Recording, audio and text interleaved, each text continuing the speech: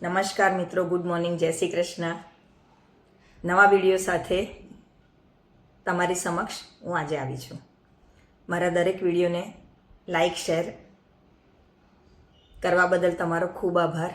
મારા આ વિડીયોને પણ શાંતિથી જોજો, શેર કરજો, મારી ચેનલને સબસ્ક્રાઈબ કરજો, સાથે બેલ આઇકન પ્રેસ કરી દેજો. ધન્યવાદ. આજે આપણે વાત કરીશું મિત્રો કે લગ્નનું આમંત્રણ, લગ્ન પત્રિકા, કંકોત્રી, એના વિશે. વર્ષોથી, સદીઓથી દરેકના ઘરમાં પ્રસંગ થાય છે. દીકરા દીકરીનું લગ્ન થાય છે અને એમાં મુખ્ય ભૂમિકા છે આમંત્રણ. દરેક વસ્તુની મુખ્ય ભૂમિકા છે, પણ શરૂઆત થાય છે આમંત્રણ, કે કંકોત્રી વેચવાનું, કંકોત્રી લખવાનું, કંકોત્રી વેચવાનું. તો કોને, ક્યાં, કેવી રીતે? બધાને ખબર છે, દરેકના રીત રિવાજ અલગ હોય છે, છતાંય એની શરૂઆત, શુભ શરૂઆત કેવી રીતે કરવી મિત્રો, એના વિશે આજે આપણે વાત કરીશું. તો લગ્નનું પ્રથમ આમંત્રણ કોને આપવું જોઈએ અને શા માટે? દરેકને ખબર હશે, છતાંય આપણે વિગતવાર વાત કરીએ મિત્રો, કે પ્રથમ આમંત્રણ ભગવાન શ્રી ગણેશજીને આપવામાં આવે છે. લગ્નની પ્રથમ નિમંત્રણ પત્રિકા, કંકોત્રી, શ્રી ભગવાન ગણેશજીને ત્યાં મૂકવામાં આવે છે. કેમ? એટલા માટે મિત્રો કે જેથી લગ્નમાં કોઈ વિઘ્ન ન આવે, અવરોધ ન આવે અને બધા માંગલિક કાર્યો ખૂબ શુભ રીતે, શાંતિ રીતે પૂર્ણ થાય. એટલે પ્રથમ કંકોત્રી ભગવાન શ્રી ગણેશજીને મૂકવામાં આવે છે અને એમને પ્રેમપૂર્વક આમંત્રણ આપવામાં આવે છે કે ગણેશજી, અમારા પ્રસંગમાં બધા વિઘ્ન દૂર કરવા અને અમારા પ્રસંગમાં સહભાગી થવા તમને આમંત્રણ છે. હવે વાત કરીએ તો બીજી નિમંત્રણ પત્રિકા, આમંત્રણ પત્રિકા, લગ્ન કંકોત્રી કોને આપવામાં આવી છે? તો મિત્રો, ભગવાન શ્રી વિષ્ણુ અને માતા શ્રી લક્ષ્મીજીને બીજી કંકોત્રી મૂકવામાં આવે છે. કેમ? તો કે કારણ કે એમના આશીર્વાદ વગર કોઈ પણ શુભ કાર્ય પૂરું થતું નથી. અને ભગવાન શ્રી વિષ્ણુ, શ્રી લક્ષ્મીજી એ રામ સીતાનો પણ અવતાર છે અને પ્રેમનું પ્રતીક છે. સાત્વિક અને પરિપૂર્ણ પ્રેમનું પ્રતીક છે. એટલા માટે બીજી નિમંત્રણ પત્રિકા એમને મૂકવામાં આવે છે. હવે ત્રીજી, શ્રી હનુમાનજીને. ઘણાને નવાઈ લાગશે કે હનુમાનજીને કેમ? પણ મિત્રો, આજકાલ બધા હનુમાનજીને ખૂબ માનતા થયા છે. પહેલાં એવું નહોતું કે કોઈ સ્પેસિફિક ગણપતિ માતાજીને મૂકી દીધી એટલે ચાલ્યું.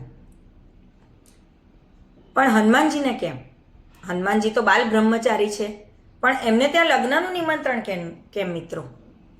તો એટલા માટે કે જેથી કોઈ પણ પ્રકારની નકારાત્મક કે અનિષ્ટ શક્તિઓનો પ્રભાવ લગ્ન પર ન પડે મિત્રો.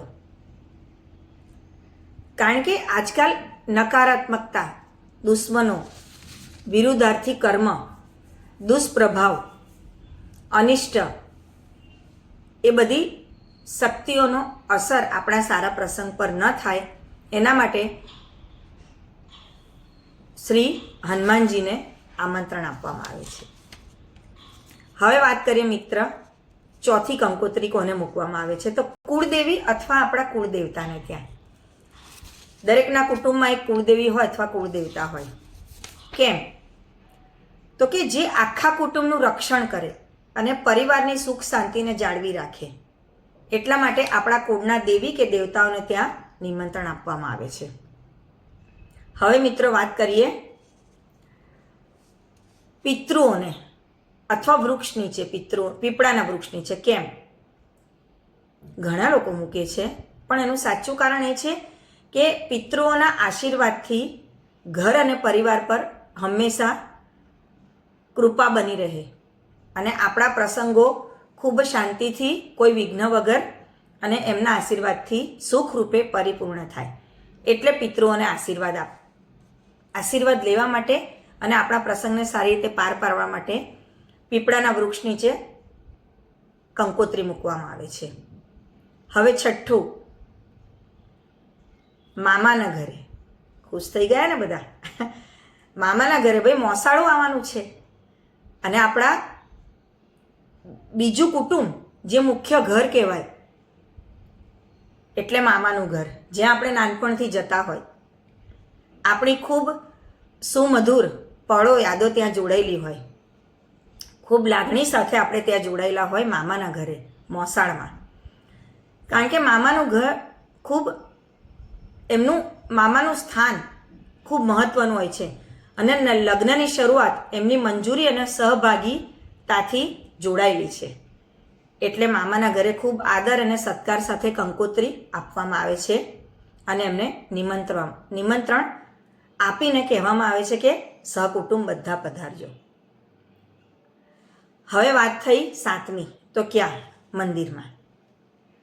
તમે વિચારતા હશો કે બધા ભગવાન તો આવી ગયા મંદિરમાં, છતાંય તમે જ્યાં રોજ મંદિરે જતા હો અથવા તમારા ઘર પાસે અથવા તમે જેને માનતા હોય એ મંદિરમાં, ધારો કે મહાદેવજી છે, જલારામ બાપા છે, દરેકના કોઈ માનીતા ભગવાન હોય, કોઈ ગુરુ હોય, એમને ત્યાં મંદિરમાં પ્રેમપૂર્વક ભાવપૂર્વક લગ્નની પત્રિકા, મીઠાઈ અને દક્ષિણા મૂકી અને એમને નિમંત્રણ આપવામાં આવે છે. તો મિત્રો, આ થઈ આપણી ખૂબ મહત્વની વાત કે લગ્ન કંકોત્રી પત્રિકા ક્યાં કેવી રીતે મૂકવી જોઈએ. મારા વિડીયોને તમે જરૂરથી જોયો હશે એવી આશા રાખું છું અને દરેકના ત્યાં પ્રસંગ આવે આ રીતે પત્રિકાઓ વહેંચે અને ખૂબ શાંતિથી દરેકનો પ્રસંગ ખૂબ નિર્વિઘ્ન ભગવાનના આશીર્વાદ સાથે સંપન્ન થાય, એની સાથે આ મારો વિડીયો સમાપ્ત કરું છું. ધન્યવાદ. જય શ્રી કૃષ્ણ.